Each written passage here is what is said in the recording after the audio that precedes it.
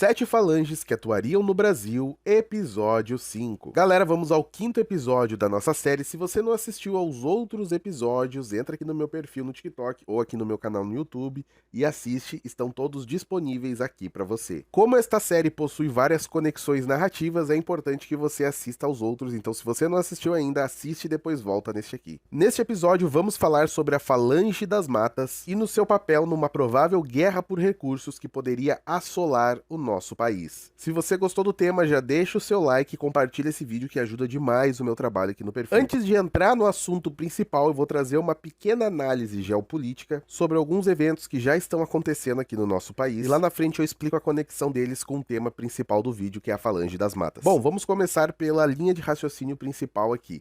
Ao longo da história humana já foram travadas inúmeras guerras por conquista de território, religião, petróleo e, claro, por recursos naturais. Com o aumento da população mundial e as mudanças climáticas, a água disponível para consumo tem a tendência de ser cada vez mais escassa, e com isso, os recursos naturais que dependem da água também vão se tornar mais escassos. Porém, no nosso planeta existe um local com uma grande variedade de recursos naturais. Este local seria a Amazônia. Em um artigo publicado em 2019 em uma revista americana, o professor de Relações Internacionais da Universidade de Harvard, Stephen Hout, fez o seguinte questionário: quem vai invadir o Brasil e salvar a Amazônia? E vocês que acompanham aí o assunto geopolítico sabem que o tema meio ambiente é constantemente falado e discutido no campo internacional e é muito cobrado aqui dos nossos governantes. Preservar a Amazônia é extremamente vital para o planeta e sobre isso não há dúvidas. Mas num cenário global onde a escassez de recursos está cada vez mais se esgotando,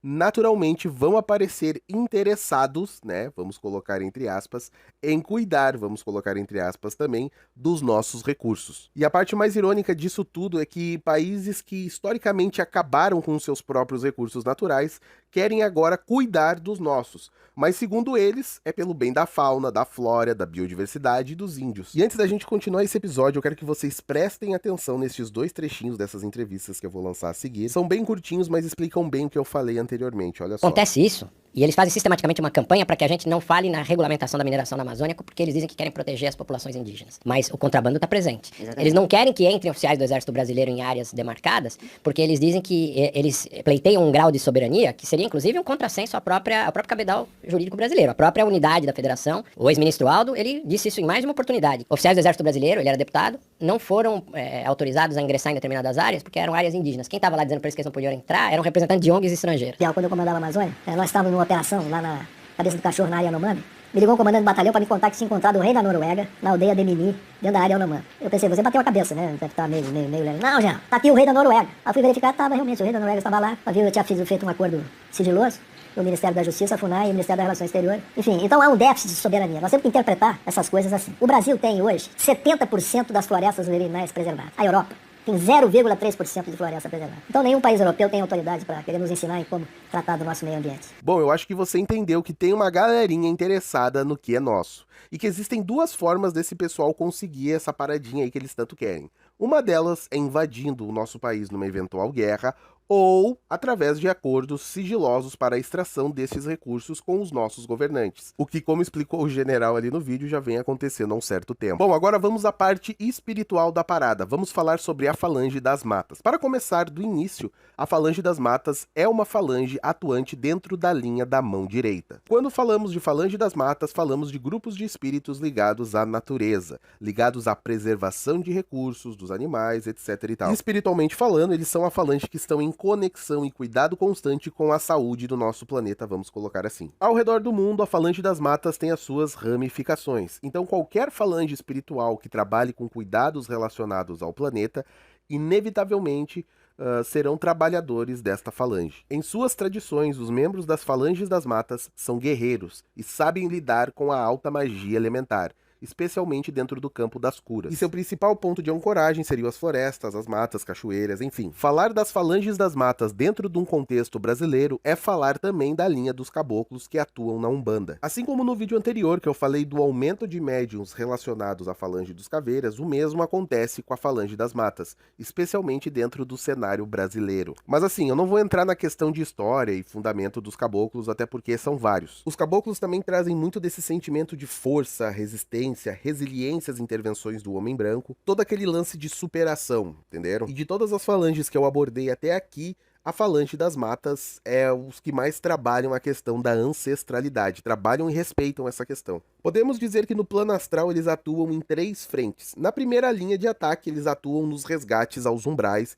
e quando eu digo resgate, eu falo mais no sentido tipo esse vídeo aqui, olha só.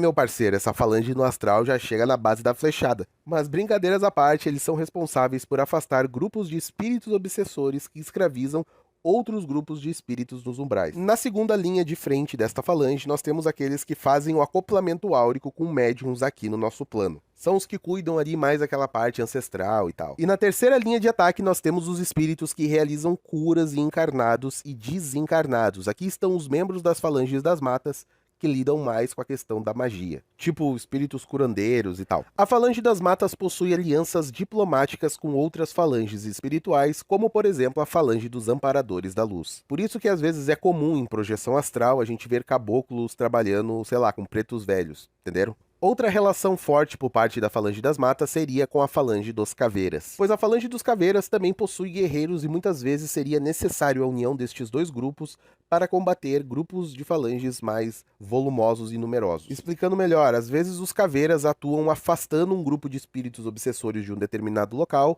e a Falange das Matas, né, a parte ali dos curandeiros, cuida desses espíritos que foram resgatados desses grupos trevosos. Basicamente, eles montam um time de ação conjunta para agir nos umbrais. A ideia é essa. E como eu venho falando nos vídeos aqui desta série, um grande embate entre as nações está para acontecer no mundo. Algumas nações já estão marchando para um conflito de alto poder destrutivo que pode gerar consequências irreversíveis para a humanidade. E para a galera que acompanha aí as teorias do espiritismo, né? Esse conflito ele já vem sendo comentado, essa pedra já vem sendo cantada por muitos médiuns ao longo do tempo. Muitos vão conhecer este evento pela Guerra das Guerras. E inclusive existe até um trecho de uma entrevista onde o Geraldo Lemos fala de uma das previsões do Chico Xavier para o futuro. Se liga só. Se isto acontecesse, os sobreviventes do hemisfério norte invadiriam o hemisfério sul. Que o hemisfério sul seria menos afetado por essa guerra nuclear e que então seria o caso do Brasil e a América do Sul, da África do Sul e da Austrália receberem os contingentes de sobreviventes da América do hemisfério norte, da Ásia, da Europa, tudo, Canadá, México, Estados e da Unidos. América do Norte. E que neste caso eles não viriam em paz. Essa previsão vai de encontro com o que eu falei no início desse vídeo, uma ação que iria resultar em uma provável guerra por recursos. E a América Latina seria o centro deste novo conflito. Diego, eu não acredito nessa história. Existe algum sinal pra eu saber se isso é de verdade ou de mentira? Me dê uma prova. A galera quer prova, né? A galera curte prova. E nós já teríamos as nossas provas, que seriam os sinais de equivalência. Aqui no nosso plano, esses sinais de equivalência seriam transportados ou transmorfados, sei lá qual seria a palavra, nos 4 ceifadores, que seriam a doença, a guerra, a fome e a morte.